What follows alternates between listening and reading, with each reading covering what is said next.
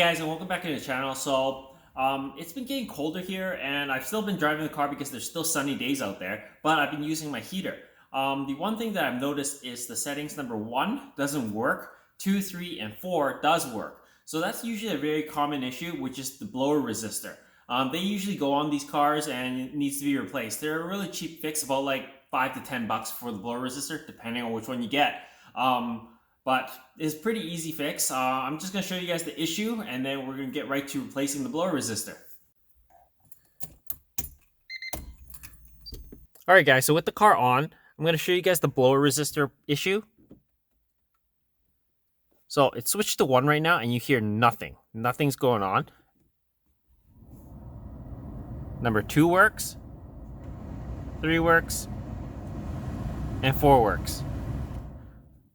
So again, nothing for 1. So we're just going to get right to fixing that. And that's basically right under here. So we're going to have to remove the glove box, and then we're going to be getting access to the blower resistor, and then we're going to remove it from there and then replace it with a new one. Alright guys, so here's your glove box. The blower resistor is located behind this glove box. There's 2 screws or bolts right under here. Alright guys, so to remove the glove box, this is the underneath. So there's one right here, and then on the other side there's another one right about here.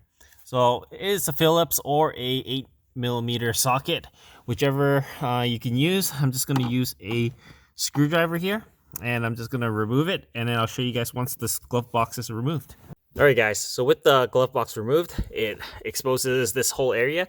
This here is your blower resistor. So all you're going to be doing is detaching this harness and removing these 2 screws here. And it pops right out like that. So this is your blower resistor. And we're just going to take out the new one, and I'll show you what that looks like. Alright guys, so these are the blower resistors side by side. I guess we should face them the same way. This is the new one obviously left, and this is the old one. I don't really know what actually goes wrong with these ones. I'm guessing maybe the coil or something goes bad. But this one is sealed with all these this white stuff. I'm not really sure what it is, but it's exactly the same, and all you really gotta do is just pop it in, screw it down, and then plug it in, and then we'll test it out afterwards. Alright guys, so there's the new blower resistor all fully installed and plugged in. I'm going to test this out in a sec, but I have figured out what's wrong with the old one. You take a look at this old one here, there's this little coil here. You see that? Well, you see that? It is broken.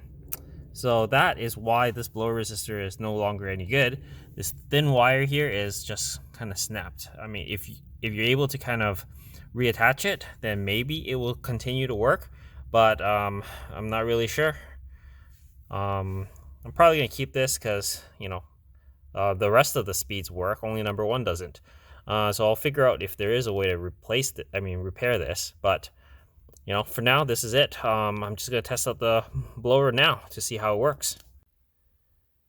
Alright guys, here's the moment of truth, and there you go. Number 1 works, number 2 works, number 3 works, and number 4 works. Yeah, there it is again. Alright guys, so that was a short video on how to replace the blower resistor and get all your speeds on your heater controls back. So now 1 to 4 all work. So I hope this video helps you guys out.